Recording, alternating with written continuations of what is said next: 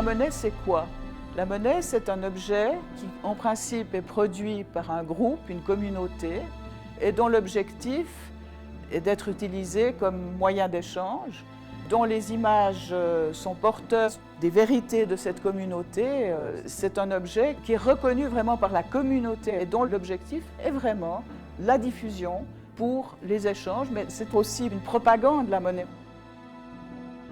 Dans le monde celtique, la monnaie apparaît au moment du mercenariat des Celtes en Grèce, c'est-à-dire à la fin du IVe siècle avant Jésus-Christ. En Gaule, les premières monnaies, ce sont, dans un premier temps, d'abord des monnaies qui se réfèrent aux grands conquérants de l'Antiquité, c'est-à-dire Syracuse et Philippe de Macédoine, Alexandre de Macédoine. Donc il y a un lien réel avec l'aura de ces grands guerriers dans des civilisations qui restent quand même sur des cultures extrêmement guerrières que sont les civilisations celtiques. Excellents métallurgistes, les Celtes maîtrisent parfaitement le travail des métaux. Lorsqu'ils adoptent la monnaie, ce savoir-faire leur permet d'émettre des pièces d'or, d'argent, de bronze, ou combinant parfois ces métaux entre eux sous forme d'alliage. La question, c'est pourquoi cette diversité monétaire ? Par rapport aux grands empires ou les autres villes, on a en effet un système un peu à la grecque avec des cités qui émettent des monnaies ou des individus, des aristocrates, qui dans un contexte ou un autre émettent d'autres types de monnayage pour des propos ou des usages particuliers. Alors cela donne une très grande diversité, à la fois dans les alliages, dans les types, dans les modes de fabrication, qui rend leur étude extrêmement complexe. La fabrication monétaire, qui devait s'effectuer dans des ateliers d'orfèvre ou de bronzier, laisse peu de traces, en dehors des accidents observés sur les monnaies elles-mêmes.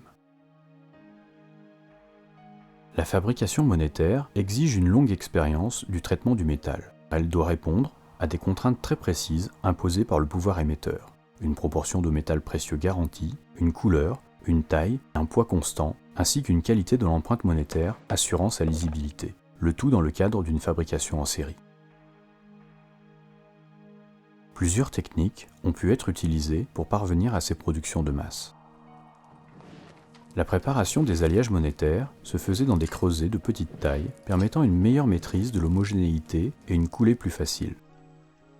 Après affinage, les composants étaient pesés avant d'être fondus. En fonction des régions et des périodes, les Celtes ont utilisé une grande variété de techniques pour fabriquer leur monnaie. Certaines monnaies, comme les potins, font l'économie d'une opération de frappe. On utilisait des moules bivalves dans lesquels les empreintes étaient gravées dans l'argile avant cuisson. Ces négatifs étaient obtenus à l'aide de poinçons, en gravure directe ou par surmoulage de pièces existantes. Ces monnaies étaient coulées en chapelets. Après leur séparation, nombre d'entre elles conservent le tenon de coulée.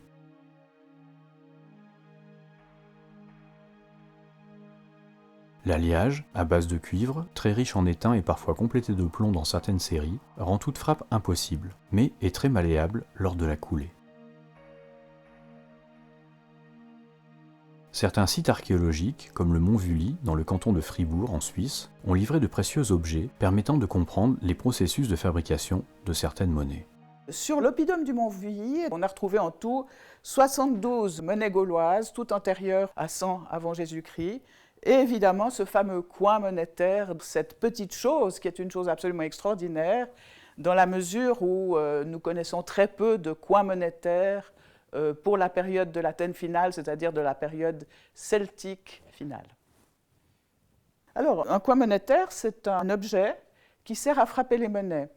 On voit qu'il y a ce qu'on appelle un coin dormant, c'est un objet dont le type est gravé en creux et en miroir, c'est-à-dire à l'envers, et on a un coin mobile qu'on tient à la main. Donc, si je prends mon coin, maintenant, on voit que celui-ci est un petit peu tronçonnique. D'après la forme et d'après le type qu'on a sur le coin, on peut dire que c'est le coin dormant. C'est-à-dire qu'on a une tête d'imitation de denier romain, et cette tête était fixée dans une sorte de manchon, fixé dans un billot de bois. On a pu aussi déterminer par les analyses que le coin avait été utilisé pour frapper de la monnaie. Une trentaine de coins monétaires ont ainsi été retrouvés dans toute l'Europe celtique. La fabrication de coins monétaires en bronze est une opération complexe. La découverte récente de poinçons en relief, présentant des motifs similaires à ceux des coins, laisse penser que ces poinçons pourraient avoir servi à estamper une surface de cire suivant les motifs désirés.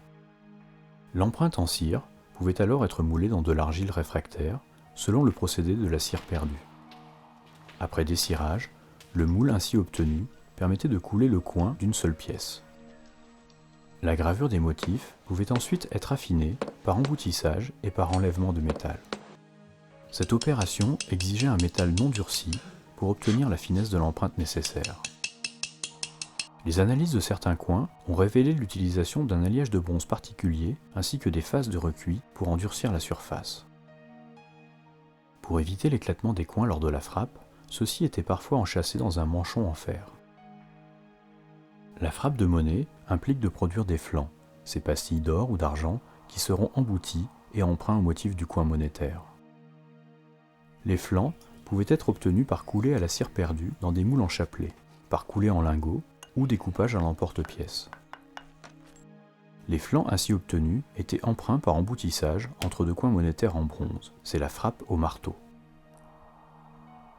On a longtemps négligé la possibilité de l'usage de la cire perdue dans le processus monétaire, car il n'est pas mentionné dans les pratiques médiévales.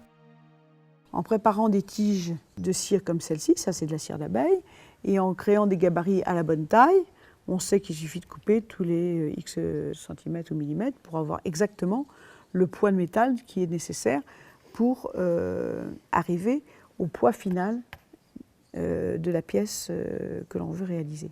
Donc en plus, ce sont des techniques qui sont extrêmement simples, et plus une technique est simple, plus elle a des chances d'avoir été utilisée. On sait de toute façon que les Gaulois sont d'excellents métallurgistes et des grands spécialistes de la cire perdue. D'où notre intérêt pour cette technique, parce qu'on pense en effet qu'elle peut très bien avoir été utilisée par des gens qui l'utilisaient quotidiennement pour d'autres choses. Ce procédé, dont l'usage est largement attesté pour d'autres objets, simplifie grandement le calibrage des flancs et économise une phase de pesée. Il suffit en effet de mesurer le volume de cire nécessaire pour chaque flanc en découpant un boudin de cire, puis d'y adjoindre des jets de coulée, et d'envelopper le chapelet ainsi obtenu dans de l'argile réfractaire.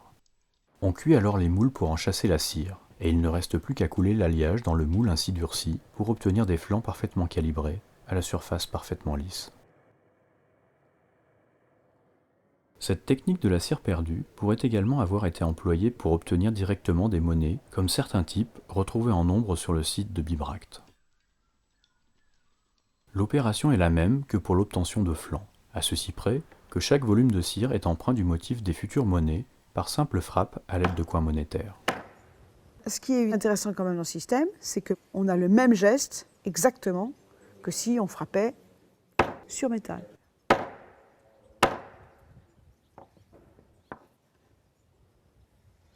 Et donc, on ne peut absolument pas savoir, à partir des illustrations anciennes, s'il frappait sur cire ou s'il frappait sur métal. L'opération est relativement facile et les monnaies ainsi obtenues possèdent une belle définition. Cette technique semble aussi la plus simple pour obtenir un type de monnaie très particulier, les monnaies fourrées. En fait, dans les musées, on ne trouve jamais que des monnaies de très bonne qualité. Alors, toutes les monnaies qui étaient analysées, elles étaient très pures, avec plein d'argent, 80% d'argent, 78% d'argent, l'or pareil. Et quand on commence à regarder les monnaies de fouilles, les monnaies trouvées sur le terrain, dans les habitats, c'est-à-dire qui sont exploitées, utilisées tous les jours par les Gaulois qui sont restés sur place, on s'aperçoit que la réalité est très différente. Ces monnaies que l'on retrouve sur place, elles sont très souvent fourrées. Mais quand je dis très souvent, c'est quelquefois à 60% des monnaies découvertes. C'est quand même un petit peu surprenant. Donc on a regardé ça de plus près. Quel était le problème de ces monnaies fourrées? Comment pouvaient-elles être fabriquées? Et quelle était leur qualité? Une monnaie fourrée est constituée d'un noyau métallique, généralement en bronze ou en cuivre, enrobé d'un métal plus précieux, que rien ne distingue en apparence d'une monnaie entièrement constituée d'or ou d'argent. Une expérimentation, menée au Centre de recherche de Bibracte en 2008, a permis aux archéologues de tester l'hypothèse d'une fabrication de ce type de monnaie à la cire perdue. Ayant pris mon étalon, je sais pertinemment bien qu'en coupant ceci, je suis à la cote du volume de la monnaie que je veux fabriquer. Donc voilà la cire qui permet de noyer les noyaux de cuivre Voilà, donc là j'obtiens ce qu'on va appeler un flanc de cire fourré. À partir de là, donc, je vais lisser parce que la cire a pris très largement mes empreintes digitales. Et puis je vais la poudrer dans un mélange de cendre lavée, donc de la potasse, ce qui aura pour effet d'être à la fois l'agent démoulant pour éviter que ce flanc ne colle au coin monétaire, mais aussi finalement c'est déjà une partie minérale qui va participer du moule céramique avec une granulométrie super fine, donc j'aurai un état de surface qui a priori sera bon. Donc là on va frapper monnaie. Voilà. Et elle se décolle. Pas trop mal. Voilà. Donc voilà un flanc fourré, frappé. Et à partir de là, maintenant, il va falloir monter sur cet objet un jet de coulée en cire qui permettra au métal de circuler, de venir nourrir la monnaie. À partir de là, on va mouler ça dans de l'artère. On va monter nos monnaies sur un arbre avec un entonnoir de coulée pour obtenir un moule. Donc la cuisson, c'est transformer la terre en céramique pour qu'elle résiste au choc thermique, et c'est aussi vider la cire. Et il ne restera plus que les noyaux métalliques prisonniers à l'intérieur de ce moule. Et lorsque le métal en fusion va arriver, on aura une atmosphère réductrice qui fait que l'argent va, par mouillage, recentrer le noyau, et l'argent va napper complètement ce noyau et prendre l'empreinte que la cire a laissée. L'expérimentation s'avère concluante. Enduits d'une épaisseur de cire de 250 microns, des flancs de cuivre peuvent aisément être montés en chapelet et enrobés de métal précieux. En 2010, la campagne de fouilles de Bibracte livre un précieux témoignage du procédé de fabrication des monnaies fourrées produites sur le site. Un raté de fabrication constitué de deux monnaies fourrées agglutinées entre elles par leur tenon de coulée confirme l'hypothèse d'une fabrication à la cire perdue. Ces deux pièces sont particulièrement intéressantes. Lorsqu'on regarde entre les deux pièces, on s'aperçoit en effet qu'elles ont bien été frappées sur cire, puis coulées. Ce qui explique qu'on a encore le jet de coulée qui les attache toutes les deux entre elles, mais que malgré tout, on a le dessin de la tête et au revers du petit cheval, comme sur toute cette série qui a été fabriquée ici à Bibracte. Donc là, c'est une preuve irréfutable de l'usage de la cire perdue et de la frappe sur cire pour fabriquer ces monnaies coulées et surtout fourrées. Et là, on voit parfaitement le noyau entre les deux parties en argent qui sont à la surface de la pièce. Cette pièce, elle est d'autant plus intéressante pour nous qu'on l'a trouvée après qu'on ait fait notre expérimentation et qu'elle confirme pleinement l'hypothèse que nous avions émise. Peu à peu, découvertes archéologiques, expérimentations et progrès des techniques d'analyse permettent de mieux comprendre la diversité des monnaies celtiques et de percer leurs secrets de fabrication.